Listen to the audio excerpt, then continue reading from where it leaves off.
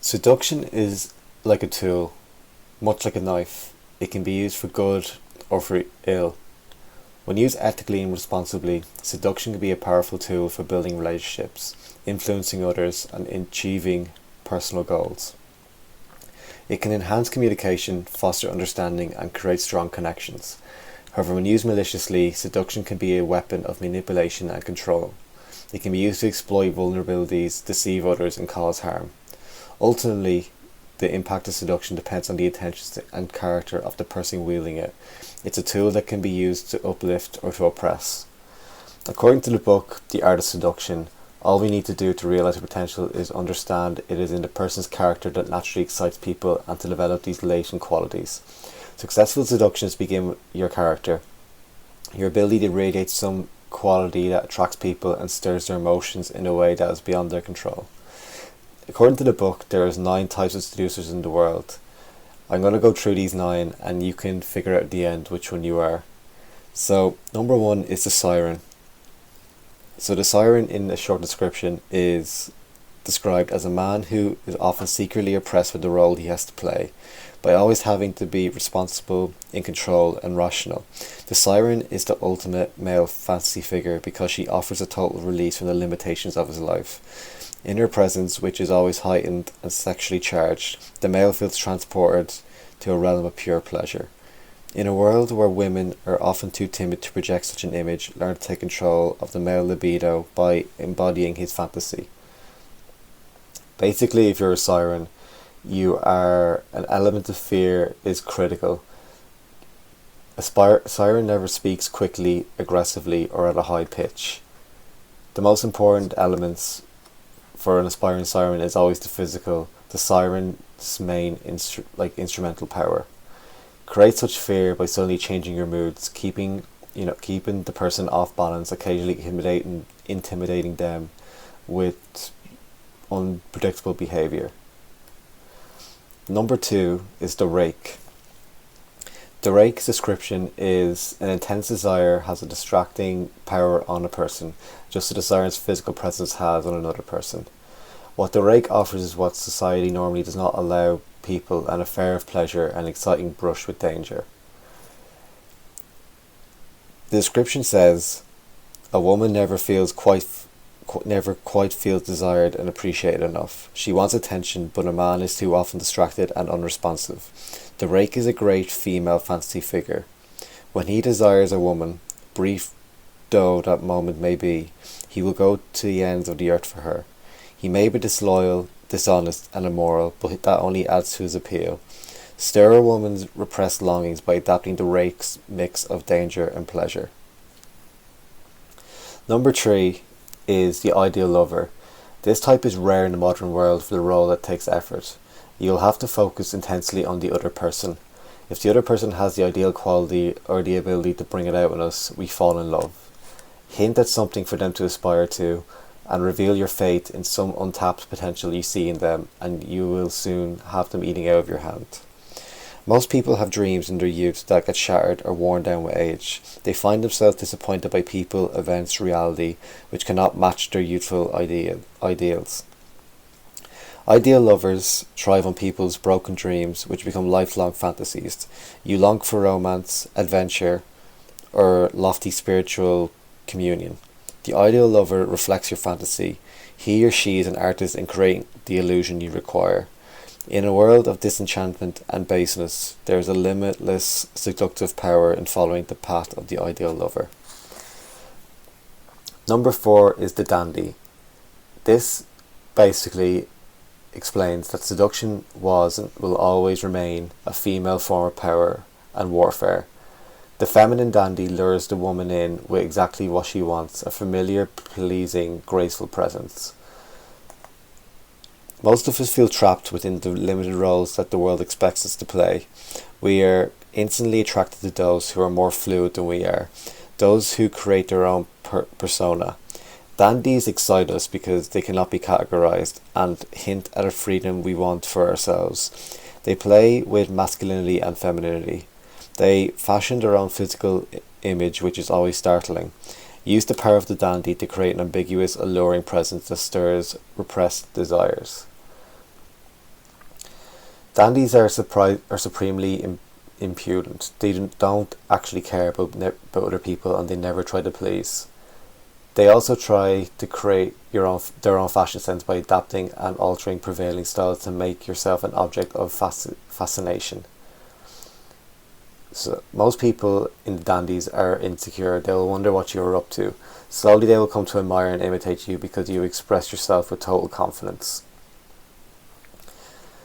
Number 5 is the natural.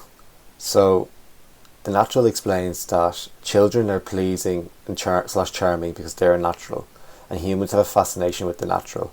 A child also represents a world from which we have been forever exiled. It is the spirit of a child that a person has retained that is charming.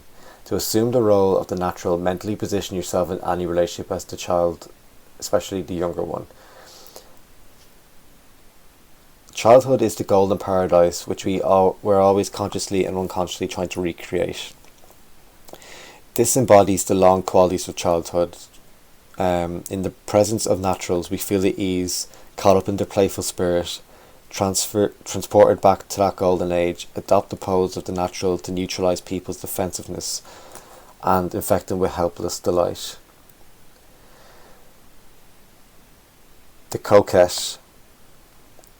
The coquettes are teasers. They're experts at arousing desire through a provocative appearance or alluring attitude. But the real essence of coquettes is their ability to attract people emotionally and to keep their victims in their clutches long after that first tiltation of desire. The more obviously you pursue a person, the more obvious you are to chase them away. Too much attention can be interesting for a while, but it grows clawing and finally claustrophobic and frightening. It signals weakness and neediness, an unseductive combination. The ability to delay satisfaction is the ultimate art of seduction. While waiting, the victim is held in thrall. Coquettes are the grandmasters of the game, orchestrating a back and forth movement between hope and frustration.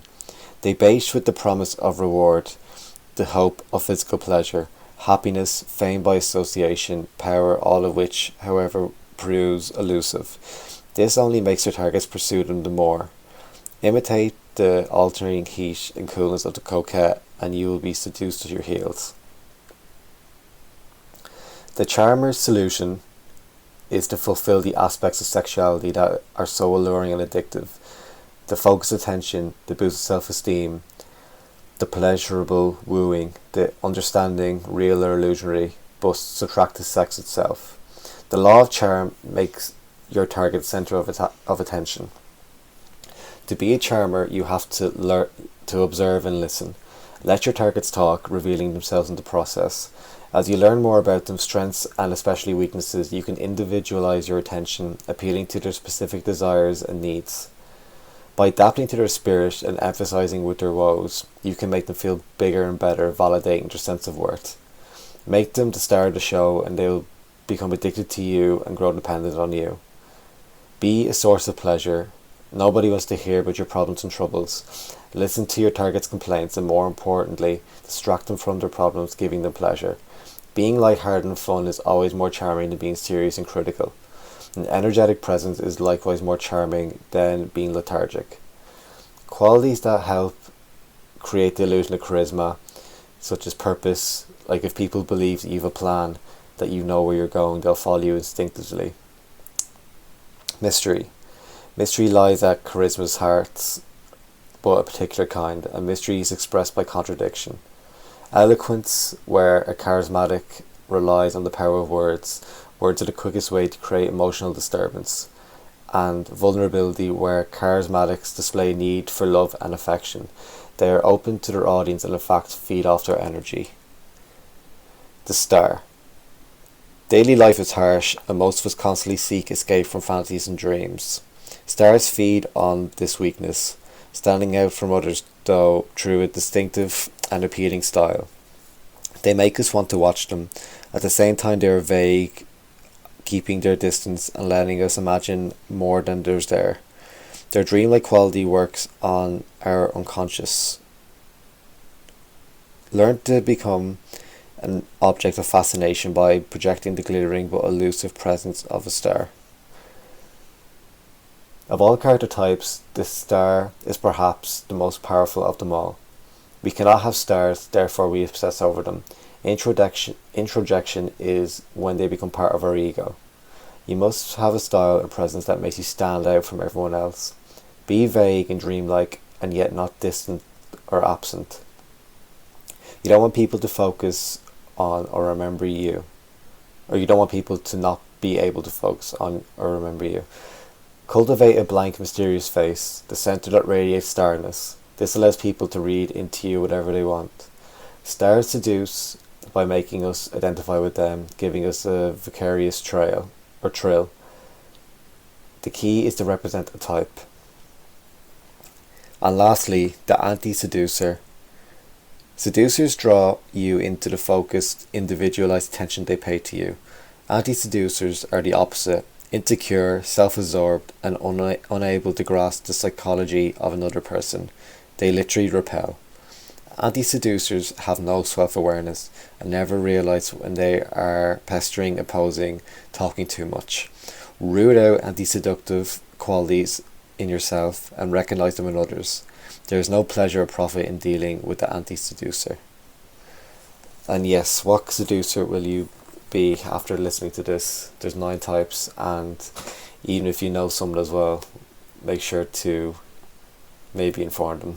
Depends how brave you are, but yeah, there's 9 different types, and honestly, you probably know someone who is one of these types, or maybe even 2 of the types, or maybe you fall victim to which type of seducer you are. But yeah, give that a listen. And the book as well I quoted that from is The Art of Seduction, which I really recommend. It's a very good book. It teaches us how to seduce and not to be seduced at the same time. Again, it depends how kind of ethical you are, but again, I think it's more so useful for not to be kind of manipulated by people. But yes, thank you for listening, and I will see you next time.